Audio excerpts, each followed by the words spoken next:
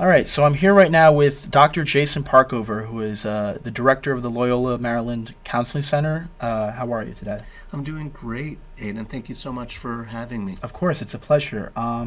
So why don't you start off by just telling the listeners a little bit about yourself?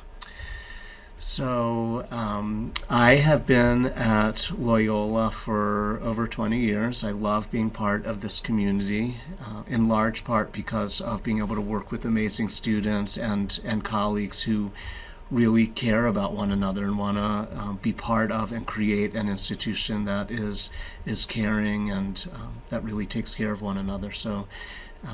It's been such a privilege to spend my career here working in the counseling center. I also get to work closely with the health center and disability support services and teach some for the psychology department. Mm-hmm.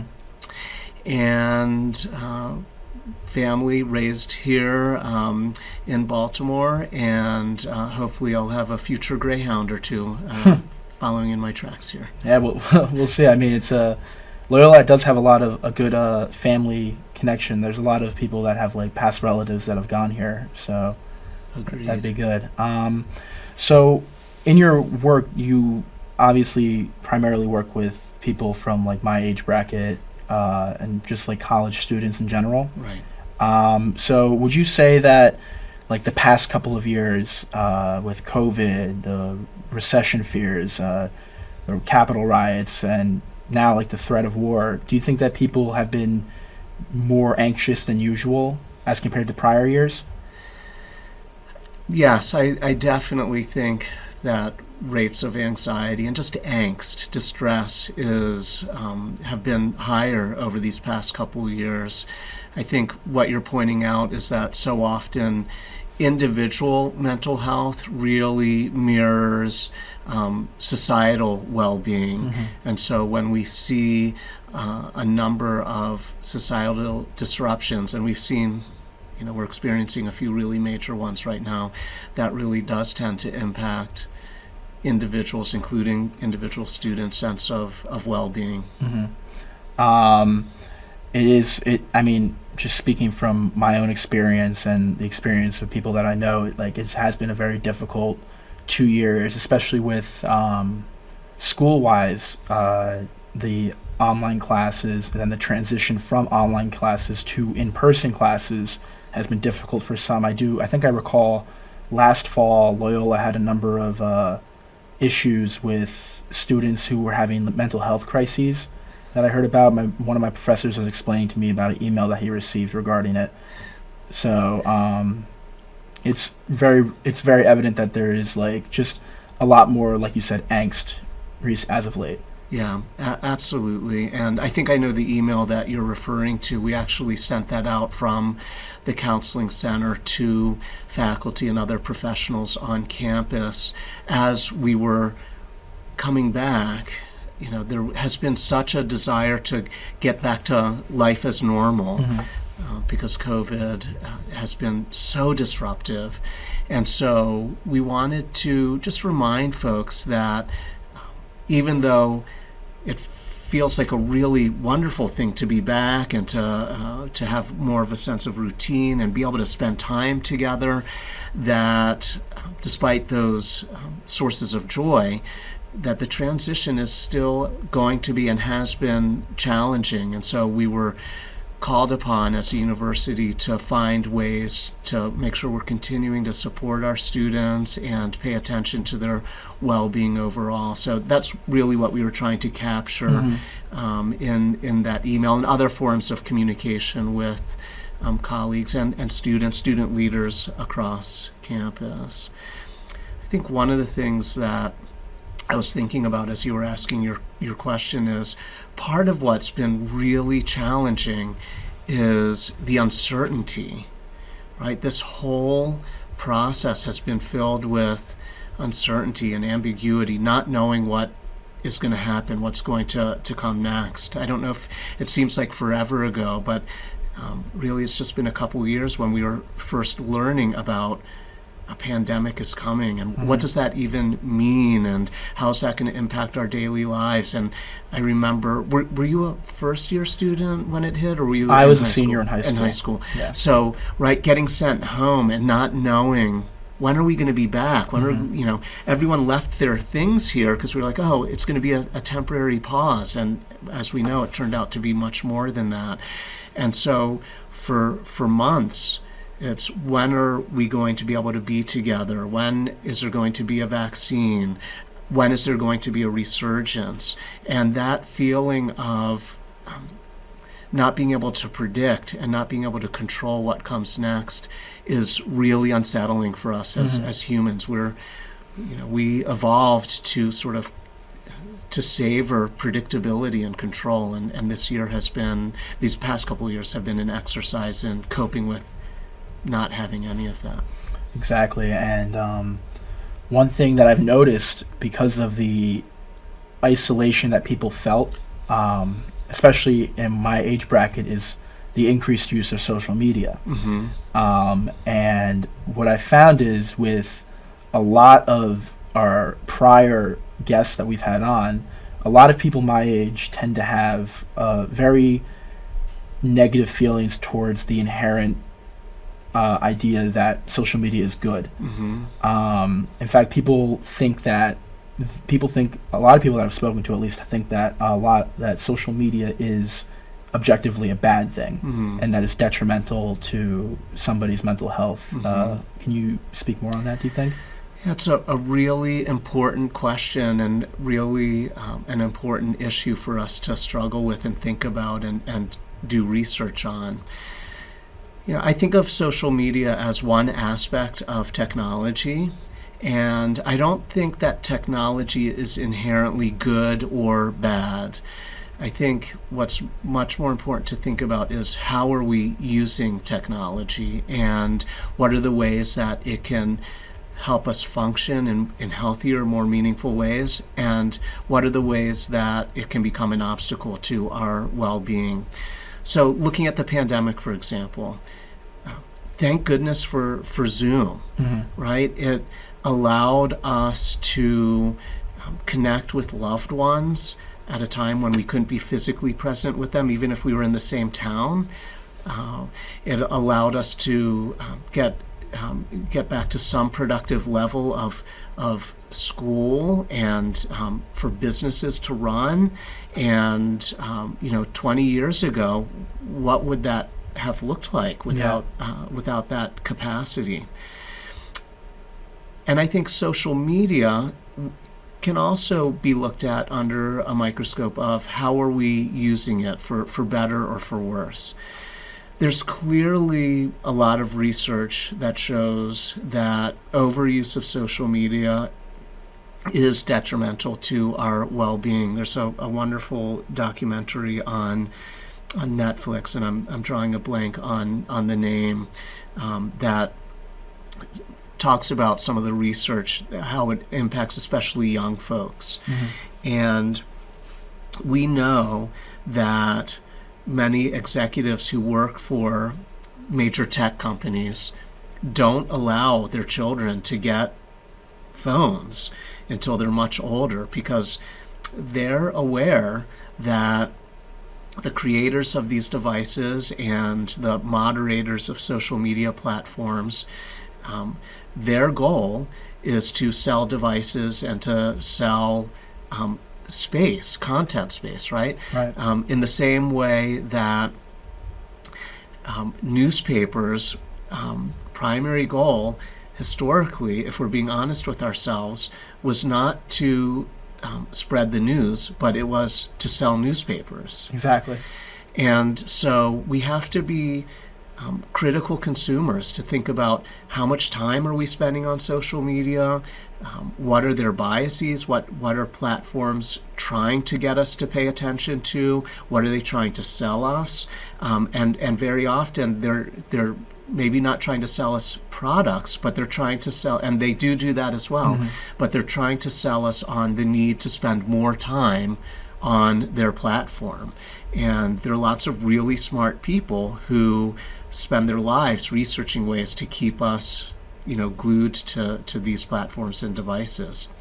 And that can become really problematic because it can present a very slanted view of reality. That becomes, our perception becomes our reality. And secondly, it limits us from other aspects of self-care and just personal life that are so important to our well-being. So is it getting in the way of spending time with friends and family and really having this type of conversation? I was at a basketball game recently cheering with my kids, and I noticed that folks sitting off to my right were really quiet, and I looked over and they were all on their phones. And I think that means that they were missing out on that experience. I've heard some stories of roommates who've gotten into a conflict and they text one another about it, even when they're sitting in the same room, right? So that's an example of it's getting in the way of really, healthy practices that we need to be engaging in. Does it get in the way of spending time outdoors? Does social media and technology get in the way of spending time with our loved ones? Does it get in the way of exercising in a meaningful way? So I think your question is a really important one that we need to keep paying attention to, and I think particularly in the context of what's going on in the world around us. It's funny that you mentioned the people on their phones during the basketball game. I was at the movie theater with my family over the weekend, and we went to go see Smile. It's like a horror movie that's out right now. I've heard it's really good. Yeah, it's pretty good. I think personally, it got a little silly at the end, but it was good. And funnily enough, it's all filmed like in my area, which was like caught us all off guard. That's awesome. But there was somebody sitting in front of us who was watching TikToks during the movie, and I was like, there's a movie on the screen. What do you? You've paid to be here. I know, and the movie tickets were expensive too. Like it's not like they're cheap anymore. So you spent $17, $17 to sit in a dark room and just watch TikToks, basically. Right.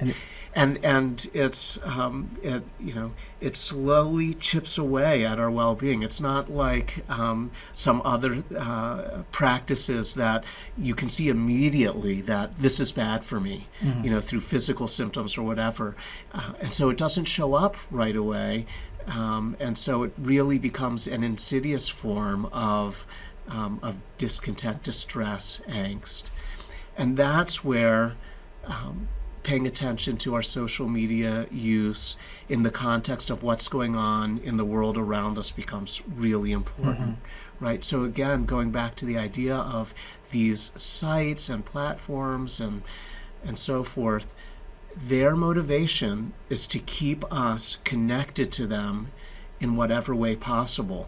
And so we're getting inundated with the same stories over and over again, and powerful images that may not actually represent what's fully happening in those places. And again, they know exactly how to keep us tuning in. And over time, that's not good for us. We really need to stay updated, to hear the news once, maybe twice a day, and to connect with our friends and loved ones in healthy, reasonable ways, but then to be able to step away and connect with those around us becomes really important. So I do see the impact of social media showing up in our level of our perception of our well-being in the context of these world events that are happening. Exactly. And a good example of how it could be detrimental towards like mental health and stuff like that would be, we had an episode a couple episodes ago where we talked about political echo chambers and how if you go on Twitter, for example, and it's just the people on the right are shouting about the people on the left, and the people on the left are shouting about the people on the right, and it's like this message if you hate Donald Trump and like Joe Biden, or like this message if you think Joe Biden is the worst president ever, you know, and it's like people, the way I look at it is people spend so much time on platforms like Twitter specifically that they form their own online personas, and they just further enhance the division of people in our country. Right, absolutely. And for some folks, I think a small percentage of folks who are doing that, the goal may be to create division. But I think the much bigger piece of it is, again, those sites know they're going to get more people tuning in if they're more dramatic, more pronounced, more just in your face and divisive.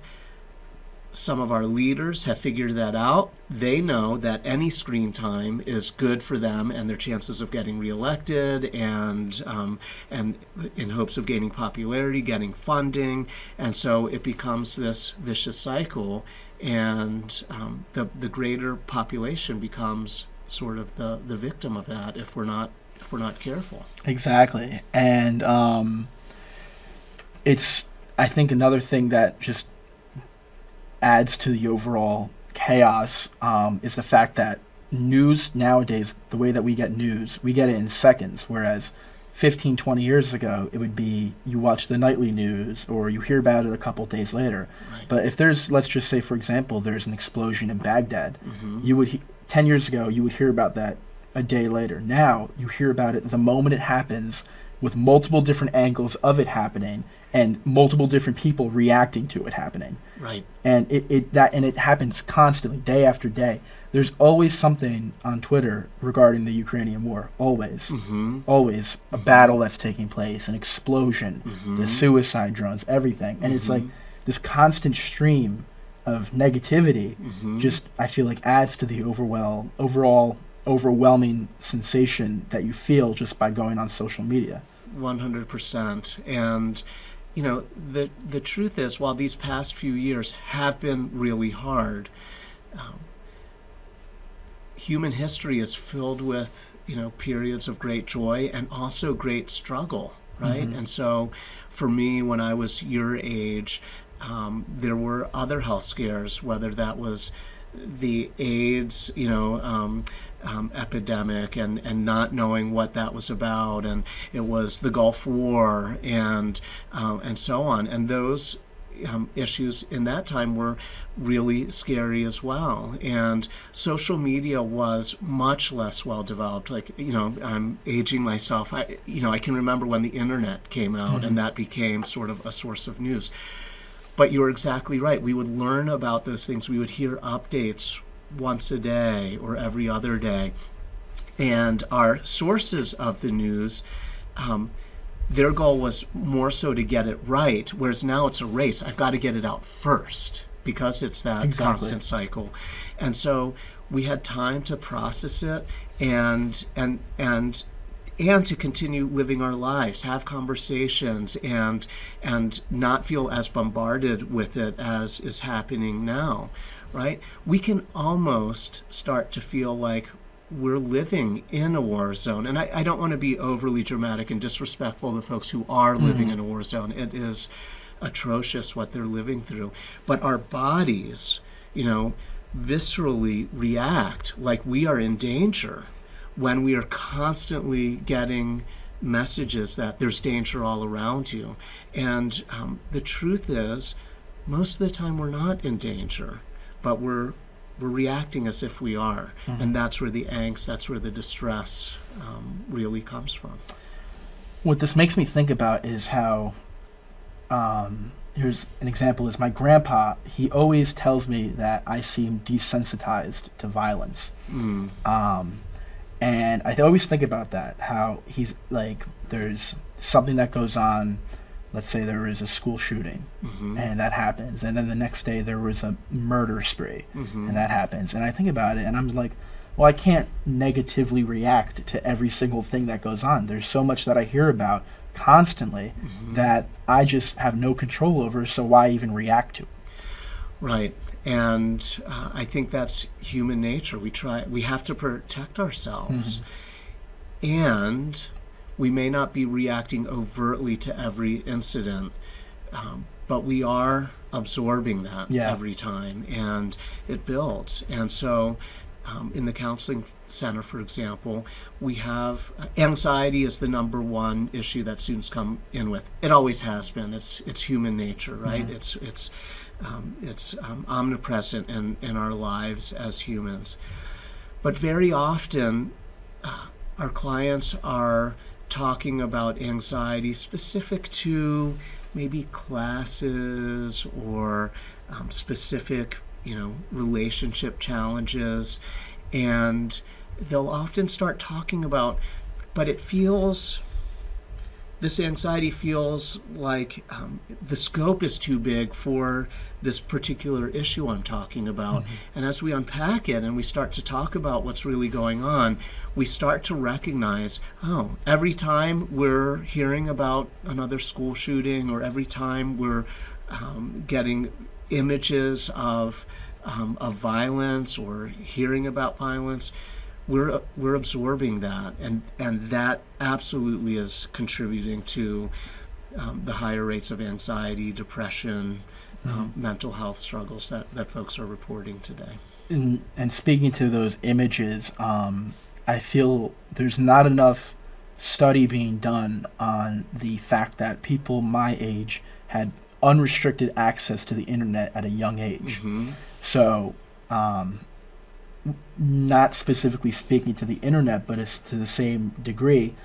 Where I'm from in my area, 9/11 is always a really big topic. Right. And I remember being in third grade, them showing us videos of the Twin Towers being hit. And then that compounded with being on the internet and seeing unrestricted access to people getting shot, cars hitting other people, like running through crowds. I just feel like there's not enough research being done on the long-term effects of just being exposed to that kind of violence at such a young age. That's right. The research that's being done is on the short term. What type of images, what type of sound bites, what type of communications are getting people to come back to the site, are getting people to stay on longer and longer, are getting people to feel safe enough to give us personal information, and so we have real clarity about that. And again, look at who's funding that research and what their motivation is. We know much less about the longer term impact, and I'm hoping.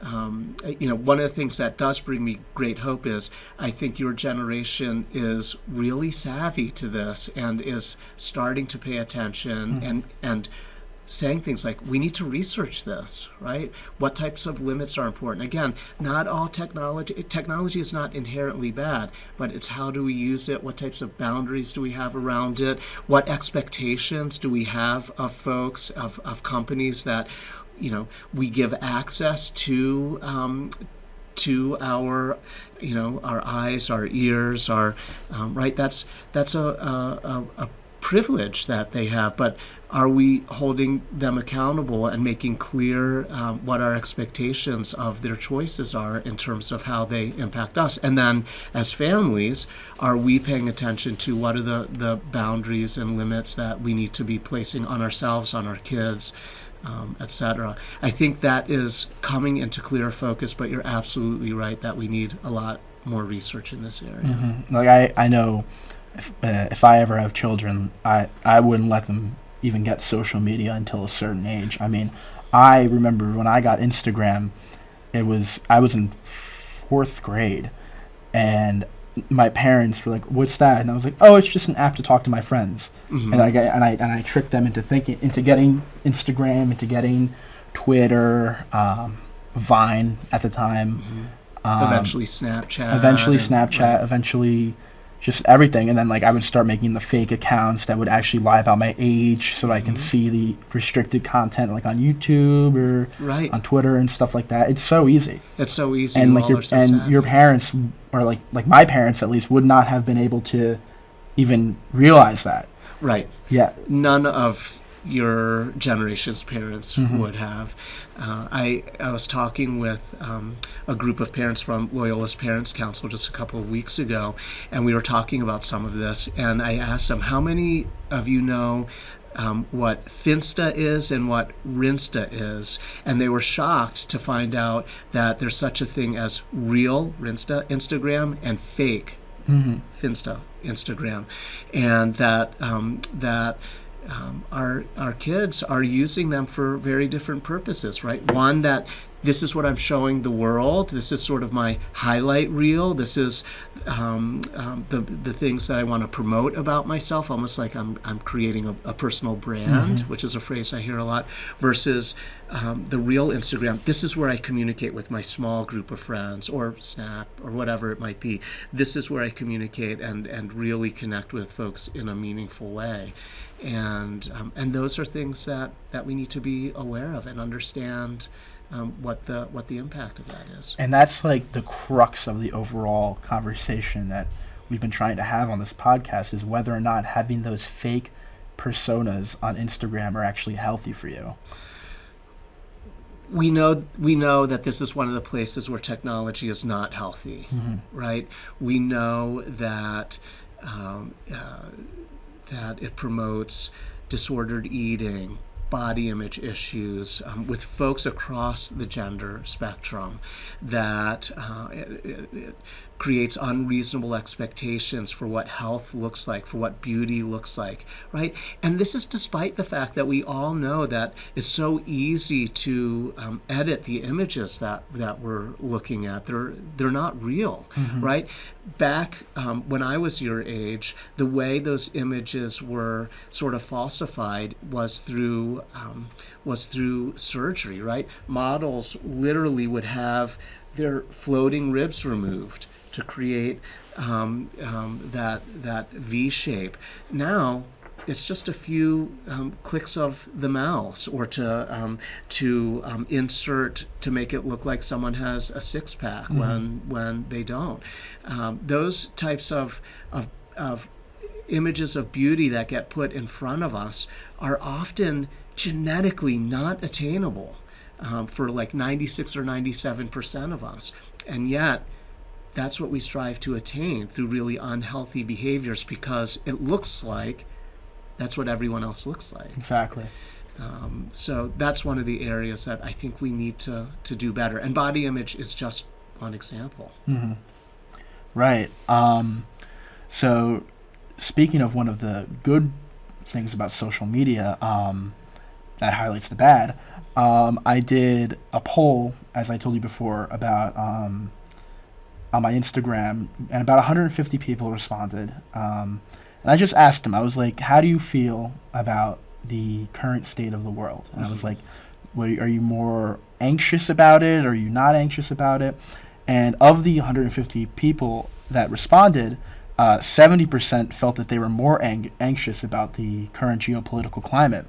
And what really got me was 69% felt more pessimistic about the world in the next 6 to 12 months. I did a little follow-up questionnaire, and I asked people to elaborate on their feelings of whether or not they were optimistic or pessimistic, and only 15 people responded to that, but 7 of them elaborated on feelings of pessimism.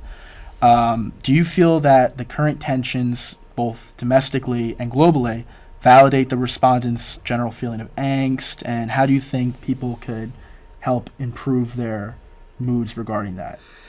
So kudos on collecting some data to try and understand this more. This is exactly what we need. There's actually research being done on exactly these types of questions on a societal level. And one of the things that is really fascinating, I think, is that we have clarity that societies that are less commercialized, that are less driven by sales and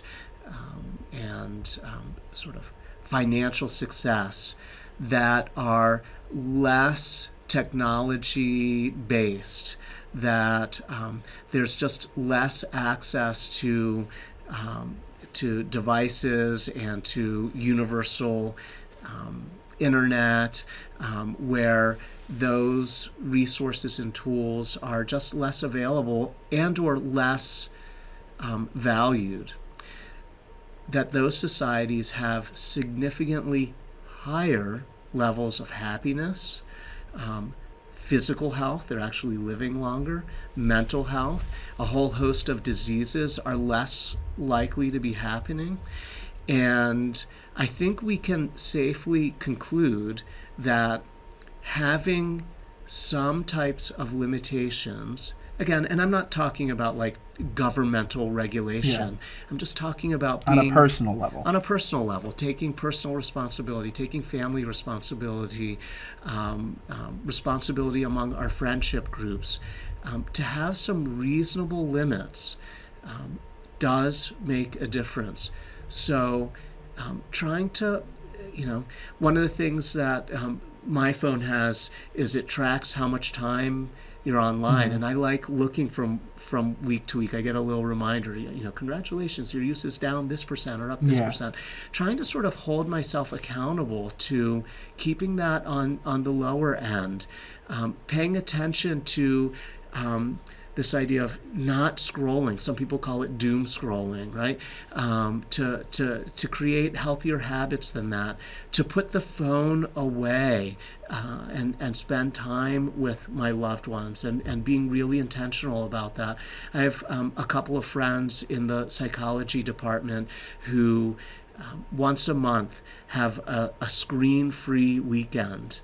And I think that's fantastic, right? Getting back to spending time with our other joys, our other passions, and really investing in that, I think, is really helpful. I completely, and wholeheartedly agree. I'm also, I don't want to say a victim of this, but I find myself when I go on TikTok, like, oh, I've only gone on for a few minutes, and then I'll blink and like an hour has gone by. Right. And I always think about how those videos on TikTok are anywhere from like 15 to a minute long, and the amount of information that I could possibly consume within that hour of time, it could be, I could have watched hundreds of videos and not have even realized it. Right. And it's like, that can't be good, Right, and that's the trap. That's the, how can we get our viewers, the folks that we're interacting with, to engage as long as possible? And they're really smart people working for these companies figuring out how to do exactly that. It reminds me of casinos, right? There are really smart people who design casinos to maximize the amount of time that consumers will spend inside that space, right? So free food, right? You don't have to leave for food. Sometimes free alcohol, which also people don't have to go elsewhere for, but distorts our sense of time and our sense of decision making. In casinos, there are almost never windows or clocks, right? They don't want to draw attention to time passing. Many of the sounds that we hear in casinos are artificial, right? So something like 80 or 90% of the jackpots that being hit that we hear, or people shrieking in delight, they're fake. Really? Absolutely. And there's no law against it, right? It's like going to a football game and having crowd noise piped in. All of these design features are meant to have people want to stay and not be compelled to leave. And it works. And online is now mirroring those efforts. TikTok used to do this thing where if you're on for a certain amount of time, you'll get a video that's from TikTok itself. They'll be like, hey, you've been on this for a while. You might want to like do something else. But I've been seeing that less and less now. It's almost as if they want you to, like you said, they want you to be on it longer. They want you to stay more engaged because they'll have you hooked. Right. And then that, having you hooked, is interesting, especially in regards to their algorithm, because their algorithm is very, very specific. If you watch, for example, let's say you watch a video about someone eating shrimp, your feed and you like that and you interact with that, your feed will slowly become more and more about people eating shrimp, shrimp in the ocean, shrimp, cooking shrimp, catching shrimp, breeding shrimp, all about shrimp. Right. And people get that way. Like, this is another thing that is often talked about, at least with people my age when I see it online or just having conversations. We like to call them pipelines. You talk about a good one that is often talked about is called the far right pipeline. Like, how do people get from where they are to the far right, the fringe groups rather? And it's always like, oh well, they started off by watching this video. Let's say man making fun of social justice warriors, for example, like a video like that. They'll be like, oh wow, that was funny. Then they'll slowly go into like why social justice warriors should be imprisoned, like, and it'll just like, and it'll keep descending further and further. It was talked about a lot on YouTube, but I feel like it's more dangerous on TikTok because it can happen far more quickly, because you get more and more videos like far more quickly than on YouTube. Yeah, there's subset of psychology called social psychology, which studies the behavior of people in groups and when around others. And I think this includes in an online type of context now. And there's this phenomenon that social psychologists have discovered called the foot in the door theory. And you're describing it right now.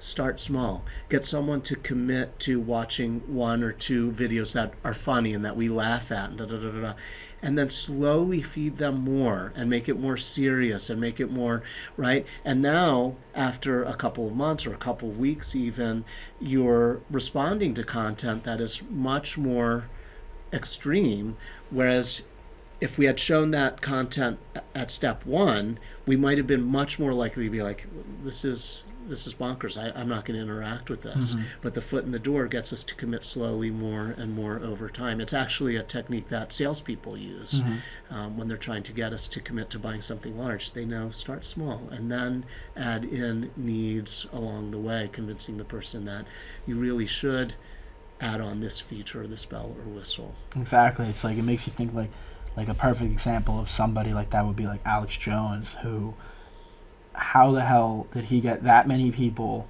he convinced that many people to go to the Sandy Hook victims and harass them and leak their addresses and all that. It's like that many people, he was able to convince that many people that the Sandy Hook children were crisis actors, that it was a whole government conspiracy. It's honestly, I find it really fascinating. It's fascinating and scary, and now how much coverage is this trial and the verdict, where he's being held accountable and financially, significant financial penalties. Is that going to get the same type of coverage that he was promoting for all of those months? Or is it going to be yesterday's news pretty quickly? Yeah, it already kind of feels like it's becoming yesterday's news. Right. Just based on like how fast like the trends on Twitter move and stuff like that. Right. So going back to the poll that I did with the overall feelings of like anxiety and pessimism, one of the people who responded on their feelings of optimism had this to say. They said that hoping for the best instead of hoping for the worst never hurt anyone. The idea of remaining optimistic in these kinds of times with so much going on that seems like the world is ending, it could seem foreign to some people. What could you do? What could you speak on regarding like the idea of optimism and how it's beneficial to human health? So research also really clearly indicates that being able to connect to a sense of optimism, being able to connect on a regular basis with a sense of gratitude are really helpful to our well-being. That said, some of us are in life circumstances and have privileged status that make it much easier for us to be optimistic and have gratitude. It's harder for some folks given the circumstances that they're living in and and how close they are to some of the injustices that we've been talking about. And I would add racial injustice, or some of the movements limiting the freedoms of women around the world, including in our own country. So there's clearly greater opportunity for some of us to experience a sense of gratitude and optimism.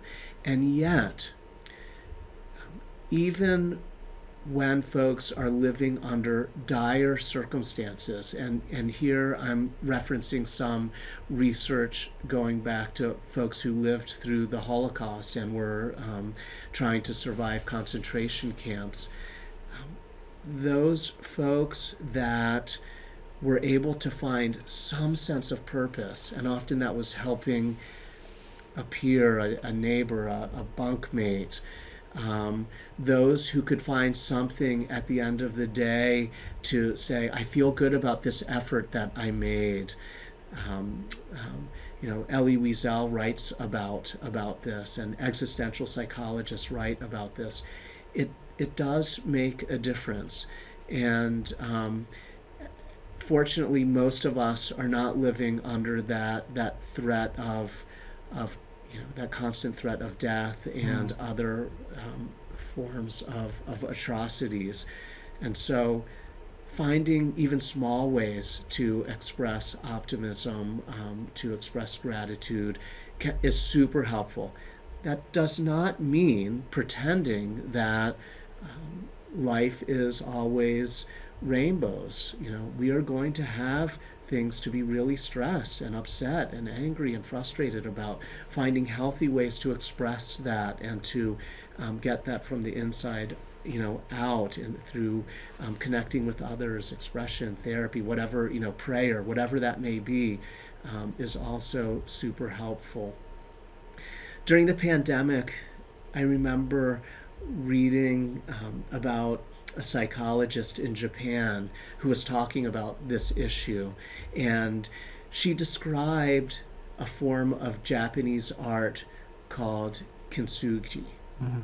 And kintsugi is this form of art that is pottery based, and there were these events where pottery got destroyed either through war or other forms of violence or miscare, something like that.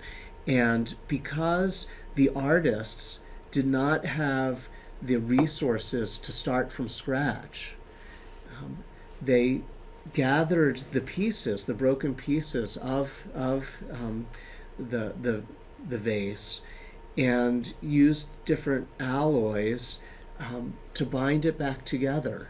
And you could see the metal on the outside, and they would do different artistic things to fill the cracks. And so this piece of pottery looked very different than it originally did. And yet it was still beautiful in its own way. It was still great art. And this Japanese psychologist was basically making a call to us to recognize that living through some of these, really extreme challenges that we're living through is painful and scary at times. It's like we've been shattered. And yet, this phrase of life back to normal, I don't think it does, right? I don't think it goes back to normal. We find a new normal, a new way of functioning, and we can put together the pieces in a way that is different, but just as beautiful. And it turns out that these vases are actually stronger in their new form because of the way the artist treated it. And I think that is a really great goal for us to try and achieve as we navigate these really challenging circumstances that we're living through. Yeah, it's really interesting, actually. Wow. Mm-hmm. I like that thing that she was talking about. Mm-hmm. I fully agree, though. I mean, I don't think there is a going back to normal. This is normal. Mm-hmm. You know? Mm-hmm. Everyone's like, oh, I just wish it was like before the pandemic, like, oh, I missed 2018, I missed 2019. Right. Well, there was stuff still going on in 2019 that was horrific in 2018. That's 2017, you had the guy in Charleston run through the crowd of people. right. Right. 2018, 2019, the Parkland shooting, like, Right. you can just think of stuff that happened. Right. It's just, it seems like a lot more is happening now just because of where we are in the world with coming out of COVID and other external factors, that it just seems like a lot more is happening now. I feel like the same amount of stuff is happening. It's being more publicized. We're so in a much way. more aware of Yes, it. exactly. And certainly, a worldwide pandemic is a once in a, how many centuries occurrence. This really is history book stuff. And so that overlaid with all the other things we're coping with, have made it particularly challenging and hard. And yet you're right that our human history is filled again with beauty and joy, and with really distressing, painful events. And so while we wish we could avoid them all and make them go away, we haven't figured out how to do that yet. So second best is, how are we going to take really good care of ourselves? How are we going to take care of each other? How are we going to try to move towards circumstances that improve our sense of well-being rather than detract from it? Exactly. Well, thank you for coming on, Dr. Parkover. It was a pleasure. It was a pleasure for me as well, Aiden. Thank you so much. Thanks for the great work that you're doing, and I'd love to come back anytime.